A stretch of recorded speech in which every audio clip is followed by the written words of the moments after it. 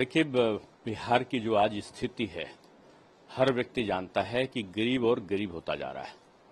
इन सबको गरीबों के बारे में सोचना चाहिए था कि जो गरीब है वो गरीबी की रेखा से ऊपर उठे। जो चीज इनको सरकार में रहते हुए सोचना चाहिए था वो केंद्र सरकार में आने के बाद में प्रधानमंत्री जी ने सोचा, और गरीब कल्याण योजनाओं के माध्यम से अगर आप देखें कि उनका सारा केंद्र था, ये भारतवर्ष में जो जातिवाद की प्रथा है ये कौन लाया? ये अंग्रेज लाए। और अंग्रेजों को लाने का कारण क्या था कि जातिवाद के माध्यम से वो यहाँ की यूनिटी को, यहाँ की संस्कृति को नष्ट कर सकें, और इसके कारण वो जात बांटो और राज्य करो की नीति पर चलते थे। ये फार्मूला आजादी के बाद भी, क्योंकि बहुत सारे ऐसे लोग थे जो अंग्रेजों की मानसिकता से पोषित राजनेता थे, उन्होंने इस नीति पे चलते हुए चुनावों के उसमें जाना शुरू किया। अगर आप देखो, अंग्रेजों के पहले वर्ण व्यवस्था का उल्लेख तो आता है, लेकिन जाति का नहीं आता है। जाति में कौन ऊंची होगा, कौन नीचे होगा, कौन नगड़ा होगा, कौन पिछड़ा होगा, कौन अनुसूचित होगा, कौन आदिवासी होगा, ये सारा कुछ अंग्रेजों ने किया। उसके बाद कांग्रेस ने इसका पोषण किया।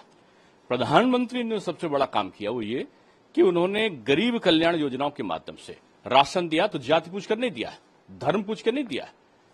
बहुत मात्रा में जो पिछड़े हैं, अनुसूचित हैं, जनजाति हैं, आदिवासी हैं या अल्पसंख्यक भी हैं, उनको भारी लाभ हुआ। वैक्सीन दिया, सबको दिया, मकान दिया, सबको दिया, प्रधानमंत्री आवास दिया, सबको दिया, और गैस का सिलेंडर दिया, सबको दिया, आयुष्मान कार्ड दिया तो सबको दिया, शौचालय दिया तो सबको दिया।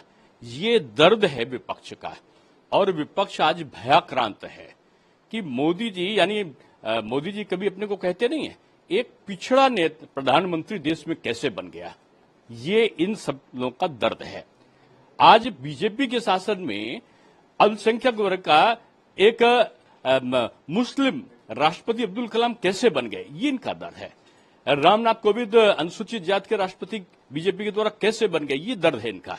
और अब तो आदिवासी क्षेत्र की हमारी आदरणीय जो राष्ट्रपति बनी है, ये सब तब से ये सब व्याकुल हैं, और ये आदिवासी से राष्ट्रपति और जो पिछड़ा प्रधानमंत्री, इनको बर्दाश्त नहीं है।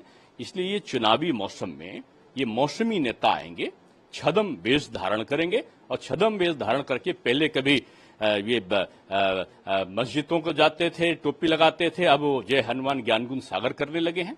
ये समय के अनुसार अपनी नीति और नीयत का परिवर्तन करेंगे।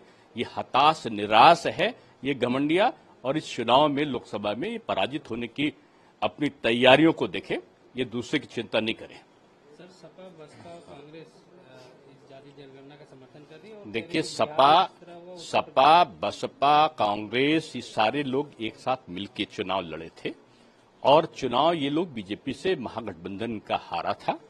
इनकी हार की निराशा अभी तक उतरी नहीं है। ये चुनाव आते आते तमाम प्रकार के हथकंडे अपनाएंगे। ये हताश और निराश लोगों का समूह है। मोदी जी का लक्ष्य है कि भारत का समग्र विकास हो, सारी जातियों को एक साथ लेकर चलने का एक अनुपम परिदृश्य पूरे भारत में बना है। और आज आदिवासी राष्ट्रपति और पिछड़ा प्रधानमंत्री के रूप में सभी जातियों और वर्गों में कोई भेद न होके सबके उत्थान के लिए काम कर रहा है। बेहतर ये होता कि बिहार में वो ये देखते कि इन पिछड़ों की दशा खराब क्यों हो रही है, इनकी आर्थिक स्थिति खराब क्यों हो रही है, वहां ये देखते कि इनकी शैक्षिक स्थिति खराब क्यों हो रही है, वहां ये देखते कि ये आज इस वर्तमान युग में पूरे भारतवर्ष में अन्य प्रदेशों से पिछड़ क्यों रहे हैं। इसकी चिंता उनको नहीं है। चिंता इनको वोट की है, चुनाव की है, और चुनाव में संभावित हार की है।